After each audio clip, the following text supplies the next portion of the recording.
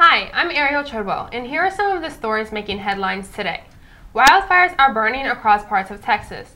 Firefighters are making progress against them, but the fires still threaten dozens of homes. In New York, a 9/11 memorial is about to open for the 10th anniversary of the attacks. The designer says the memorial is the architectural equivalent of a moment of silence. And in Libya, rebels search for longtime leader Muammar Gaddafi.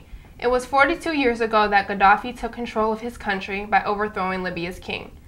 More events that happen on this day in history are coming right up. And our man with a golden ear for music has selected a few picks for your listening pleasure. We'll have those reviews later in the show. This is CACC-TV Student News AM.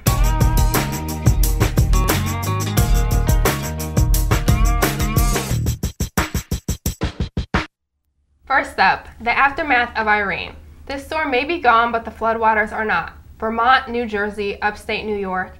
These are some of the spots that got the worst flooding after Irene barreled its way through the U.S. East Coast. Some areas are still completely unreachable by road. Thousands of people have been evacuated from their homes. One mayor in New Jersey said all it takes is one phone call and for someone to say they need help. Then the boats head out and get them to safety. William?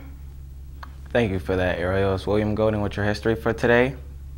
And on this day in history, 1897, after 2 years of construction, the first U.S. subway line opened in Boston, Massachusetts. In 1939, German forces launched an invasion of Poland. The land and air attacks marked the beginning of what would become World War II. And in 1985, a group of U.S. and French explorers discovered the wreck of the Titanic on the Atlantic Ocean floor. The famous cruise liner was located 73 years after it sank. This is William Golden. Back to you, Ariel.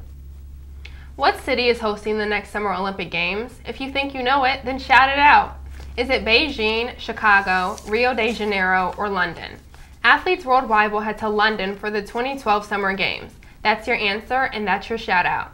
Most students can identify with hundreds of songs by today's artists. But when it comes to identifying what music's hot and what's not, no one comes close than our Golden Insider, William.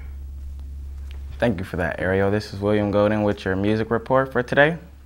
Our top 3 choices for today will be hip-hop. Under that, we will do Watch My Throne by Jay-Z and Kanye West. The first why I picked that one because they're 2 great artists, and they collabo, and I think it should be number 1. That's just great. Second off, I'll do Lil Wayne, The Carter 4. This is his second album to sell 1 million in 1 week. So check that out. It's gonna be on iTunes. Third off, I'll do Big Sean, his Finally Famous album. His first debut album, sold very good. You should check it out on iTunes and on YouTube.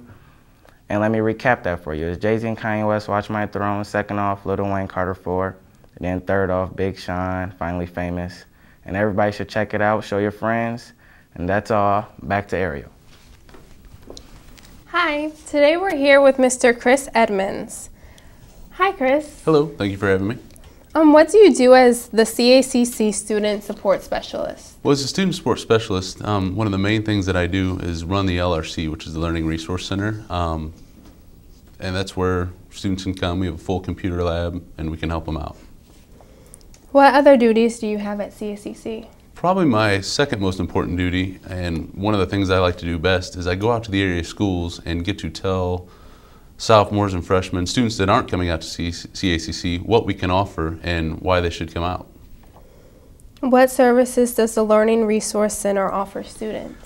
We offer a variety of students. We have a full 21 computer lab where they can come, get on the internet, do research, things of that nature. We also offer a quiet place where if they need to take a test or need some tutoring, that's what we do. How do you help students prepare for their portfolio? The biggest thing we help, most students we find in a career portfolio, they know what a resume is, they know what a cover letter is, they know what contacts are, but they don't know how to organize it in a fashion that will help them get the job the best. So we go through and tell them what all those things are in case they don't know what they are, and then through a computer program called Career Cruising, they get to organize everything and polish it so that when they're ready to go get a career, they can present that to an employer. If a student asks you why they should attend CACC, what would you say to them? I would say options. If in homeschool, they only have a certain number of electives they can take, and those electives don't necessarily lead them into a career. out at CACC, we have 16 or 17 different career options that if they're interested in, they can go into and hopefully train for that career. It's just a different set of options that they may not have at their home schools. Well, I want to thank you, Mr. Edmonds, for joining us today. Thank you very much for this opportunity. This has been the CACC Profile with Chris Edmonds, and now back to William. And that does it for the show for today. On behalf of our entire CACC-TV Student News crew, be sure to check out the cool jams of the weekend, and we'll see you next week.